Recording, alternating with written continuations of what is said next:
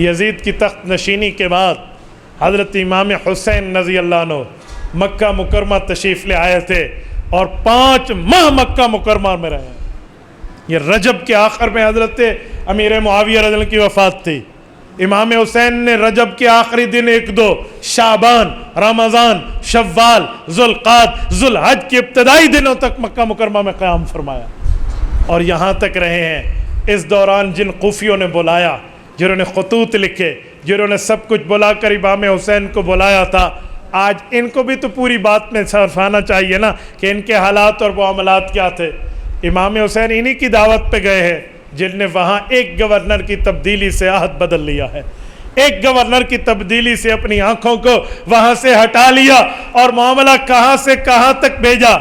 جب حضرت حسین یہاں سے چل رہے تھے، چلنے سے پہلے حضرت عبداللہ بن عمر رضی اللہ عنہما اور اسی طرح حضرت عبداللہ بن عباس، عبداللہ بن زبیر رضی اللہ عنہم، ان صحابہ کی اولادوں نے امام حسین کو روکا تھا اور فرمایا تھا کہ آپ نہ جائیے، یہ غداری کر لیں گے. تو حضرت حسین رضی اللہ عنہ نے پوچھا ان خطوط کا کیا کروں، ان ڈیلیگیشنز کا کیا کروں جو وفود آ رہے ہیں. سب کا یہ طے ہوا، اچھا آپ ایک نمائندہ بھیج دیجئے، دیکھیے ان کے ساتھ سلوک کیا کرتے ہیں. تو یہ تسلیم کی گئی بات.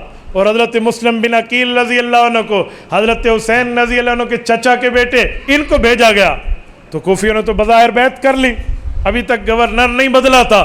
یزید کی طرف سے گورنر بدلا اور ابن زیاد جیسا ظالم آیا تو اس نے ایک تلوار دکھائی تو ان ہزاروں نے بیعت توڑ کے رکھ دی.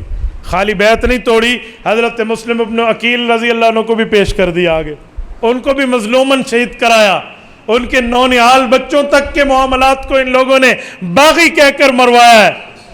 حضرت حسین رضی اللہ عنہ کے پاس تو حضرت مسلم بن عقیل کے پہنچنے کے بعد بالکل ویریفیکیشن کا خط آ چکا تھا کہ معاملہ یہاں اچھا ہے. امام حسین چل پڑے ہیں، راستے میں اطلاع ہے کہ معاملہ ہے کیا. تو اب آل عقیل حضرت مسلم بن عقیل کے جو بیٹے ہیں اور ان کے جو بھائی ہیں، یہ سب نے کہا کہ ہم بدلہ لیے بغیر واپس نہیں جائیں گے. تو حضرت حسین رضی اللہ عنہ ان کے ساتھ گئے ہیں. جب وہاں پہنچے ہیں، ہور آتا ہے، عمر بن سعد آتا ہے، شمر آتا ہے، مختلف معاملات میں میٹنگز ہیں. آخر جب حضرت حسین رضی اللہ عنہ جب یہ بات پیش کی تھی کہ یا تو مجھے کسی سرحد پہ جانے دیں جہاد فی سبیل اللہ کے لیے، یہ میں مکہ سے آیا ہوں وہاں مجھے جانے دیں، یا مجھے یزید کے پاس جانے دیں کہ میں خود اپنا معاملہ اس سے نمٹ لوں گا. ابن زیاد کے پاس جب یہ شرطیں پہنچی تھی تو تاریخ کی کتب میں ہے کہ وہ راضی ہونے لگا تھا کہ جی بات تو ٹھیک ہے، معاملہ طے ہو جائے گا. لیکن شمر جیسے ملعون نے اس موقع پہ وہ کردار ادا کیا جو فرعون کے ساتھ حامان کیا کرتا تھا. کہتے ہیں فرعون بادشاہ تھا، حامان اس کا وزیر تھا. فرعون کہیں اپنی شیطانی میں کمی کرتا تو حامان اس کمی کو پورا کر دیتا کہ نہ جی نہ، آپ کے لیے ہے. جب موسیٰ علیہ السلام گزرے تھے نا بحیرہ کلزم سے اور پانی کا راستہ بنا ہوا تھا تو فرعون کو حامان نے دیکھا اور رکے نا تو فرعون نے کہا یہ تو پانی کراس کر گیا، اب کیا کریں گے. تو حامان نے کہا جی تواڈے واسطے تو راستہ بڑا ہے، آپ کے لیے تو بنا ہے، ڈالو گھوڑے کے پاؤں. پھر کیا ہوا تو دنیا نے منظر دیکھا نا، فغشیہم من الیم ما غشیہم. یہاں ابن زیاد ماننے لگا تھا، لیکن شمر نے کہا کہ اگر آج آپ کے ہاتھ سے بچ گیا تو پھر تو مسئلہ گیا نا، یہ پھر آ جائے گا. نہیں، اسے کہو یہ تیرے ہاتھ پر بیعت کرے. واہ کیا پھدی کا شوربہ. جس یزید کے ہاتھ پہ حضرت حسین بیعت کرنے کے لیے تیار نہیں ہے، اس کے بھیجے ہوئے گورنر کے ہاتھ پر بیعت کریں. یہ کیسے ہو سکتا تھا؟ تو میرے دوستو، اس کے جواب میں قتال ہوا ہے، اس کے جواب میں مظلوماً شہادت ہوئی ہے، اور اس کے جواب میں ظلم کی وہ داستان رقم ہوئی ہے جس کے لیے خدا کی قسم سینے میں پڑے ہوئے دل پانی ہو جائے. اگر پہاڑوں کے دل ہو تو وہ خون کے آنسو ہو جاتے جس کے لیے اس ظلم کی داستان. یہاں شیرخوار بچوں تک کو نہیں بخشا گیا، یہاں شیرخوار بچوں کو نیزے کی انیوں پہ چڑھایا گیا، یہاں ان کی شہادت کے بعد ان کے لاشوں کو گھوڑوں کے سموں کے نیچے ڈالا گیا، اور یوں کیا گیا آل رسول کے ساتھ جو کسی قسم کا کوئی روا نہیں تھا.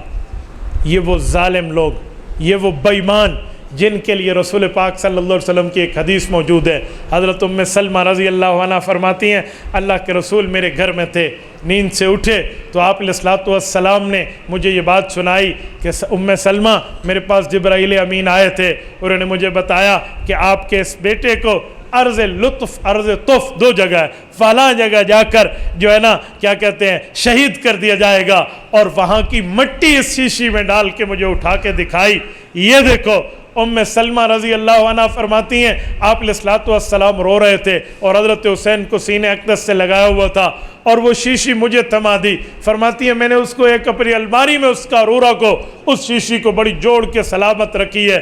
ام سلمہ رضی اللہ عنہ زندہ تھی سن 61 ہجری میں، جس دن حضرت حسین شہید ہوئے ہیں تو وہ سرخ مٹی اس دن سرخی ہو چکی تھی، وہ رنگ بدل چکی ہے۔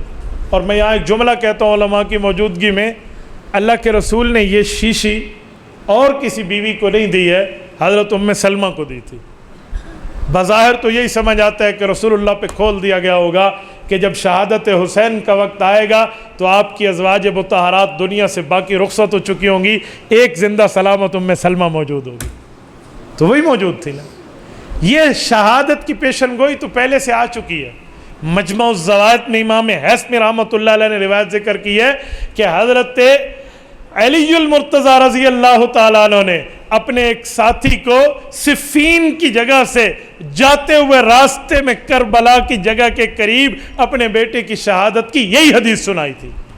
تو یہ شہادت تو مقدر تھی، لیکن کس ظالم کے ہاتھ پہ یہ ظلم کا دھبا لگنا ہے، کس کے ماتھے پہ یہ داغ لگنا ہے، کن بے ایمانوں نے اپنے نام اعمال کو سیاہ کرنا ہے۔ بس اتنا خالی تھا جو ان کوفی بے ایمانوں نے اس ابن زیاد بے ایمان کے حکم پہ شمر اور باقیوں کے ساتھ مل کے اپنے منہ کو منہ کالا کرایا ہے۔ میرے دوستو، یہ شہادت بڑی دردناک اور دکھی ہے۔ میں یہاں ایک جملہ سمجھانے کے لیے کہتا ہوں، یہاں اہل بیت کے مکمل خاندان، سیدنا علی المرتضیٰ رضی اللہ عنہ کے 9 بیٹے، 72 تن اٹھائے نا، اس میں حضرت علی المرتضیٰ کے 9 بیٹے میدان کربلا کے شہید ہیں۔ محمد الاوسط ابن علی، ابو بکر ابن علی، عمر ابن علی، عثمان ابن علی، عباس ابن علی، جعفر ابن علی، عبداللہ ابن علی، عبیداللہ ابن علی اور حسین ابن علی رضی اللہ عنہم۔